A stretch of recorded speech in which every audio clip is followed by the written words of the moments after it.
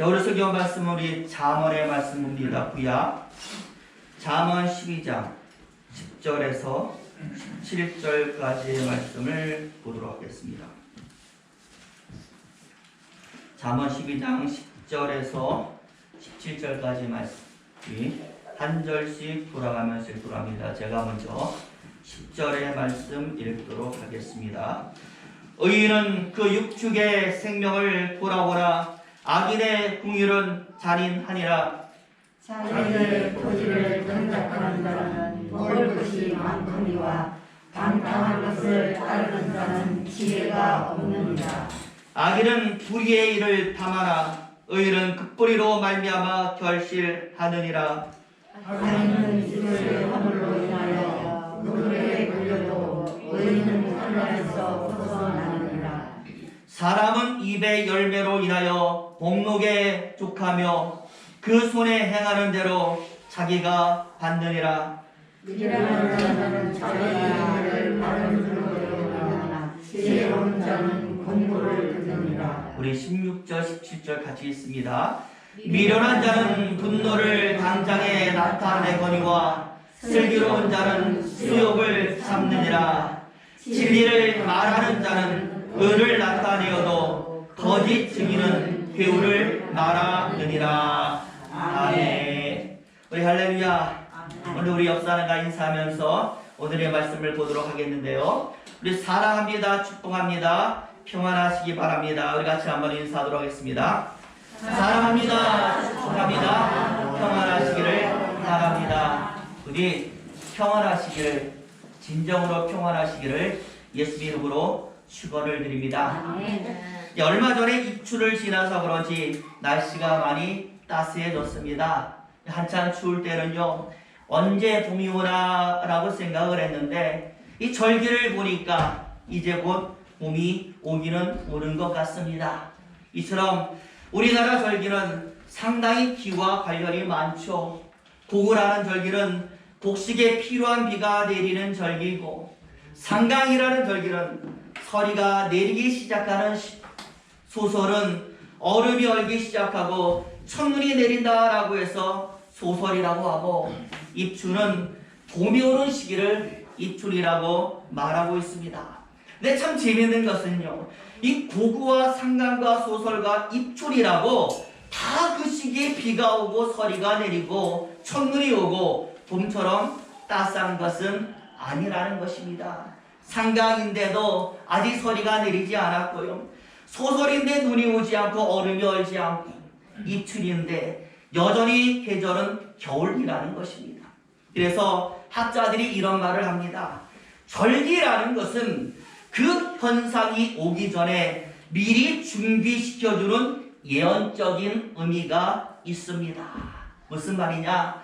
절기를 잘 살펴보면서 미리 앞서서 사람들로 하여금 대비케 한다라는 것이죠. 상강이 되면 앞으로 내릴 서리를 준비하고, 소설이 되면 이제 곧 얼음이 얼고 눈이 올 것이니까 미리 준비하십시오. 또 입출이 되면 봄이 멀지 않았으니 봄을 준비하라. 이렇게 사람을 준비시키고 대비하게 만드는 것이 바로 절기가 되는 것입니다. 그렇게 볼 때 저는 하나님의 말씀도 마찬가지 아니겠느냐라고 생각을 해요. 우리에게 주신 하나님의 말씀 예언 아니겠습니까?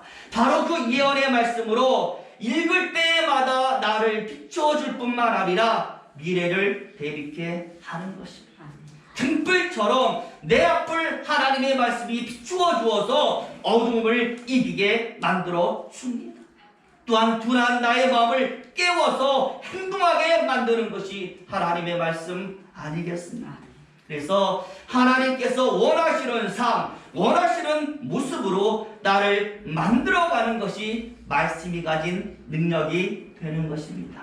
오늘도 우리가 하나님의 말씀, 잠언의 말씀을 읽었는데요, 여러 마찬가지 아니겠습니까? 시대를 분별하라는 것, 시기를 분별하라는 것. 그래서 우리 자신을 만들어 가라고 말씀하고 있어요.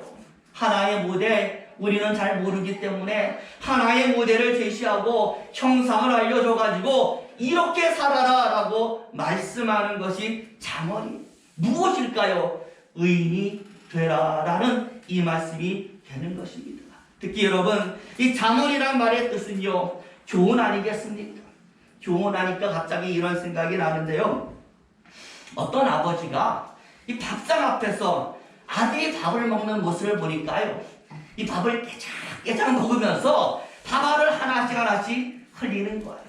그러니 어느 아버지가 그것을 가만히 두고 보겠습니까? 한마디 하는, 얘야, 이 쌀 한 톨을 거두기 위해서 농부니 1년 동안 얼마나 많은 땀을 흘리면서 일을 하는지 너는 아느냐? 아들이요?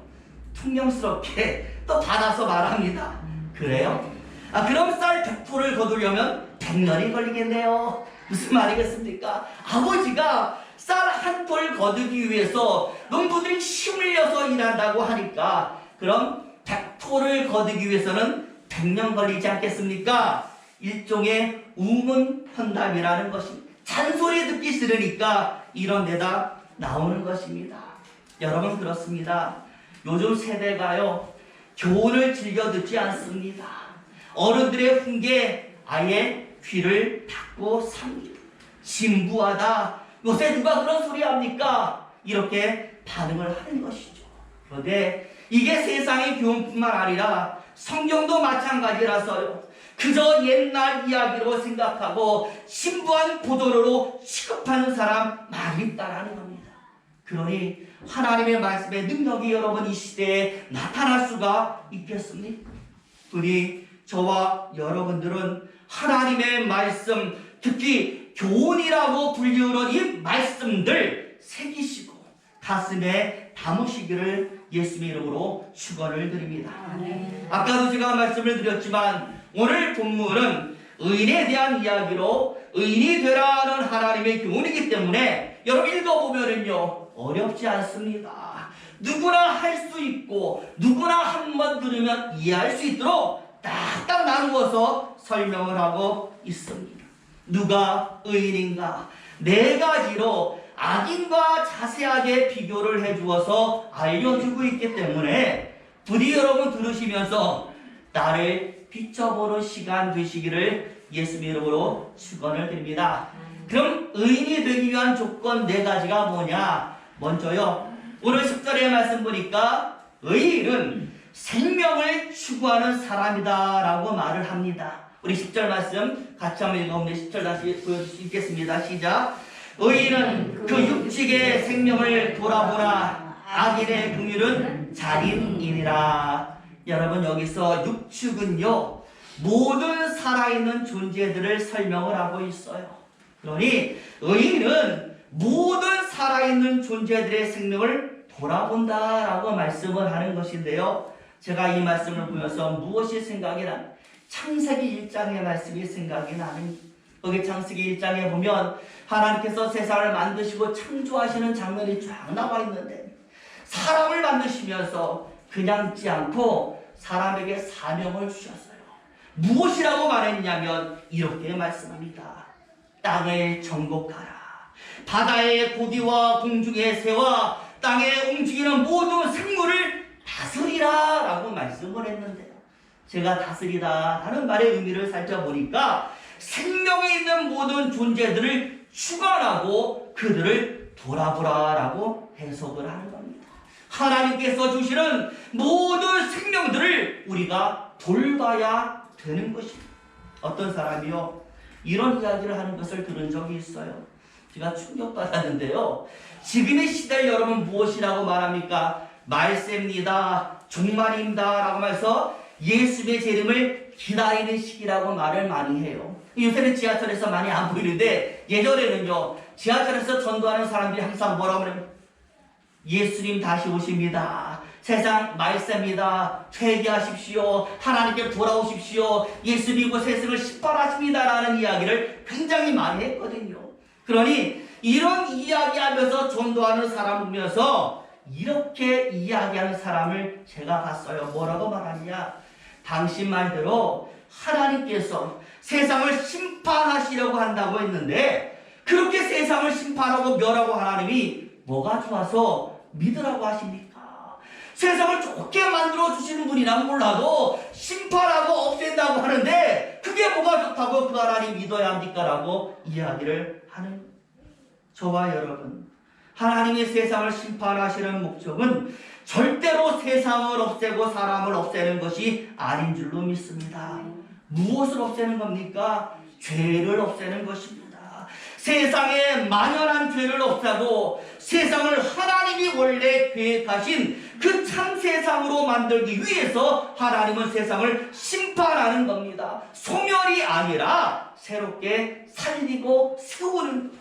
그러니 이런 하나님의 뜻을 알고 그 뜻에 따르는 사람, 이 하나님의 생각대로 소멸시키고 없애고 파괴하는 것이 아니, 우리 사람도요 꼭 그 사람만 가면 막 다툼이 일어나는 사람이 있어요. 그런데 믿는 사람들은 가기만 하면 다툼이 사라져야 돼요.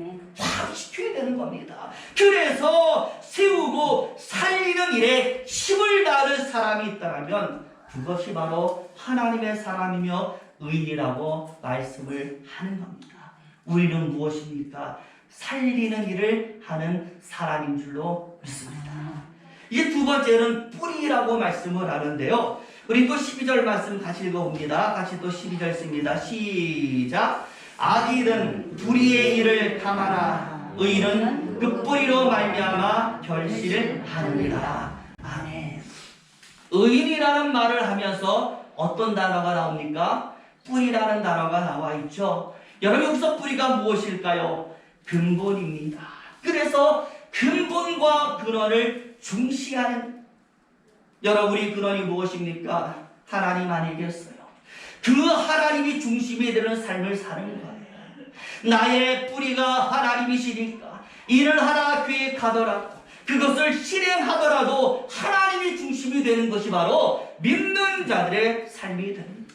어떤 주석가들은요, 그래서 그런지 이것을 어떻게 해석하냐면 결과가 아니라 시작과 과정을 중시하는 삶이다라고 해석을 해요. 좀 굉장히 중요하다고 생각하는데요. 여러분, 이렇게 말하는 사람 많이 있지 않습니까? 뭐로 가도 어디만 가면 돼? 서울만 가면 됩니다.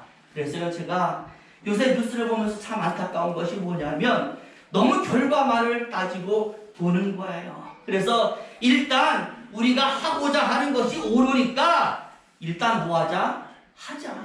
어떻게 하든 과정을 생각하고 바꾸고 변칙을 쓰든 일단 하자, 하고 보자 라는 것이요, 정치에도 경제에도 모든 곳에 만연이 되어 있다라는 겁니다. 그러다 보니요 대법관의 사람도 뭐예요? 거짓말을 하잖아요. 여러분, 이렇게 해서 탑의 꼭대기를 세워놓는다고 해서 여러분 그 탑이 과연 온전히 세워지겠습니까? 계속 서 있겠습니까? 쌓은 과정이 허술한데 반드시 무너지게 되는 것입니다. 그래서 믿는 자들은 뭐로 가도 서울만 가면 되는 것이 아니라 반듯한 서울을 가야 됩니다라고 외쳐야 되는 줄로 믿습니다. 우리 예수님도요, 복음서를 보면 항상 강조하는 것이 길이었습니다. 문이었습니다. 문이 무엇입니까? 뿌리고 시작이라면 길은 그 통로며 줄기가 되는 겁니다. 그래서 좁은 문, 예수라는 문과 길, 진리의 길, 이 예수라는 물과 진리의 길을 통해서만 우리가 어디로 가요? 구원을 하는 겁니다. 큰 문으로 들어갔는데 어쩌다 보니까 구원을 얻다. 이건 말도 안 되는, 좁은 문 예수로만 가야만, 그래서 진리의 길을 걸어야만 이게 구원으로 연결이 됩니다. 시작과 과정이 다 같아야만 아름다운 열매가 되는 것입니다. 부디 저와 여러분 조금 어렵더라도 힘들더라도 근원을 중시하는 삶, 오직 하나님이 인정하시는 제대로 된 과정을 통한 열매를 얻으시는 저와 여러분 되시기를 예수 이름으로 축원을 드립니다. 이제 세 번째는요, 이게 솔직히 어려요? 쉽지가 않아요. 정말 눈에 딱 보이면 하겠는데 이게 눈에 안 보일 때가 너무나 많이 있기 때문에 오늘 세 번째로 의인의 덕목은 무엇이냐? 인내와 오래 참음을 우리에게 소개하고 있어요. 우리 또 16절 말씀 같이 있습니다. 시작. 미련한 자는 분노를 당장에 나타내거니와 슬기로운 자는 수욕을 참느니라. 마지막에 나와 있잖아요. 슬기로운 자는 수욕을 참는다. 인내 아니겠습니까? 참을 수 있어야 결과를 얻을 수 있는 것입니다. 이제 마지막 네 번째 중요한데요. 입과 귀와 관련된 말씀이 나와 있습니다. 입은 말하는 기관이요, 귀는 듣는 기관이니 잘 듣고 잘 말하는 것. 우리 13절과 15절 말씀도 볼 텐데요. 우리 13절 같이 있습니다. 시작. 악인은 입술의 허물로 인하여 국물에 걸려도 의인은 환난에서 벗어나느니라. 15절도 있습니다. 미련한 자는 자기 행위를 바른 줄로 여기나 지혜로운 자는 권고를 듣느니라. 아멘. 13절에 입술에 허물이 없다라는 건 말 제대로 잘하고 산다라는 것이고요. 권고를 듣는다는 것, 권고는 교훈이기 때문에 교훈을 잘 듣고 있다라는 것 말씀을 한 교훈의 말을 잘 듣고 말의 실수가 없고. 여러분, 성경이 말하는 신앙의 핵심이 바로 이것 아니고 무엇이겠습니까? 잘 듣고 잘 말하는 것. 그래서요, 여러분 구약 읽어보시면 하나님께서 사람들에게 맨날 하는 말씀은 뭐예요? 들어라. 제발 좀 내 말 좀 들어라. 들어라 라는 말씀 많이 하셨고, 신약에 가면 예수님도 사도들도 뭐라고 말해요? 가서 전해라. 복음을 전하고 말해라. 계속 말씀을 했어요. 그러니 우리가 신앙생활 잘하는 비결은 이것만 잘하면 됩니다. 하나님 말씀 잘 듣고 들은 말씀을 잘 말하고 전하면 우리는 성공하는 줄로 믿습니다. 여러분, 미국의 시카고에 가면 아주 유명한 야구장이 하나 있습니다. 시카고 커브스의 홈구장인 리글리 필드라는 야구장이 있는데요. 여러분, 야구 좋아하시는 분은 아실까? 한 번씩 보면은요, 외야 담장이 뭐로 되냐면 다 덩굴, 식물로 이루어져서 너무나 아름다운 거예요. 한 번은요, 바로 여기에서 시각장애인이 야구를 구경하고 집으로 가는 거예요. 그런데 아마 일행도 없이 혼자 온 것 같은데 택시를 타고 집에 가려고 야구장 밖에 나와서 택시를 세우는데 그 어떤 택시도 이 장애인 앞에 서지를 않는 거예요. 혹 가다가 택시가 한 대 쓰면은요, 앞을 못 보니까 택시가 쓴 줄을 모르니까 뒤에 있던 사람이 새치기해서 타고 가버리니까 그냥 하염없이 막연하게 택시를 기다리고 있었던 것이죠. 중요한 것은 많은 사람들이 근처에 있는데도 불구하고 아무도 이 사람에게 도움을 주지를 않았다는. 그런데 한 1시간쯤 지난 날 이 모습을 어떤 여인이 한 명 발견을 하는데, 달려가서는 그 시각장애인에게 제가 당신에게 도움을 주어도 되겠습니까? 라고 아주 공손하게 물어봤고요. 도와주세요 라는 대답을 얻은 여인은 택시를 하나 잡아서 시각장애인을 태워서 그 자리를 떠난 거예요. 중요한 것은 그 다음인데요. 이것을 누군가가 우연하게 이 반대편 건물 옥상에서 사진으로 찍었어요. 그래가지고 자신의 SNS에 3장의 사진을 올리고 상황을 설명을 한 거예요. 인터넷에서 난리가 난 겁니다. 야, 의인이다. 굉장히 멋진 선행이다. 그러다 보니까 방송국에서 특집으로 뉴스를 내보내고요. 이 선행의 주인공이 누구냐? 사람들이 찾기를 시작하는 거예요. 찾았습니다. 인터뷰를 하는데요. 얼마나 멋진 이야기를 이 여인이 하는지, 이름이 케이스 스펠맨이라는 여인인데 말하기를 이렇게 말합니다. 솔직히 왜 이것이 화제가 되는지 저는 모르겠습니다. 어려운 일을 한 것도 아니었고 당연한 일인데, 누구나 하는 일인데 왜 이렇게 다들 놀라는 것인지 저는 모르겠습니다. 당연한 일을 했는데 왜 칭찬을 하십니까? 모든 사람들이 이 여인의 이야기를 듣고 반성하는 것입니다. 당연한 것인데 칭찬받는 현상. 여러분, 이것은요, 그만큼 이 세상이 이 당연한 것을 더 이상 당연하게 하지 않는 세상이 되었다는 하나의 반증이에요. 안 하니까, 해야 되는 건데도 안 하고 있으니까 했을 때에 이런 반응이 있는 거예요. 그러니 저와 여러분, 당연한 것이 더 이상 당연하지 않는 세상, 어두울 수밖에 없는 것이고요. 그렇기 때문에 이 당연한 것만 우리가 제대로 잘해도 세상은 아름다워질 수가 있는 것입니다. 신앙도 마찬가지 아니겠습니까? 오늘 제가 이 성경 자문을 통하여 누가 의인입니까? 라고 의인의 모습을 소개했는데 여러분 솔직히 몰랐던 겁니까? 알고 있었잖아요. 제가 오늘 알려주어서 새롭게 알게 된 것 하나도 없습니다. 당연히 우리가 잘 알고 있었던 것들이었고 선하고 의롭다라는 사람이라면 당연히 이 정도를 해야 되지 않겠습니까? 라는 것들 오늘 성경에 나와 있는 겁니다. 의인이라면 하나님의 사람은 당연히 파괴하지 않고 혼란스럽지 않고 살리고 세우는 일에 최선을 다해야 된다는 것 알고 있었어요. 시작보다는 모두가 시작부터 그리고 신실된 과정을 거쳐야 좋은 열매가 맺혀지고 세상은 정의로워진다. 우리가 입에 달고 살고 있지 않습니까? 또 이것이 쉽지 않기 때문에 인내해야 됩니다라는 말, 하나님의 말씀 잘 듣고 말에 실수가 없어야 된다라는 것 너무나 잘 알고 있는데도 성경이 말을 하고 있다라는 것은 안 되고 있다라는 하나의 방증인 줄로 믿습니다. 그렇기 때문에 오늘 우리는 이 모습을 보면서 이 성경을 보면서 과연 나는 이 당연한 것들을 얼마나 실천하고 있는가라는 생각을 가져야 될 줄로 믿습니다. 부디 저와 여러분 조금 더 관심을 두기를 정말 하나님의 말씀을 잘 듣고 그것을 잘하는 것 이게 바로 성경이 말하는 의인이라는 것을 기억하셔서 부디 저와 여러분 의인이 되시길 바랍니다.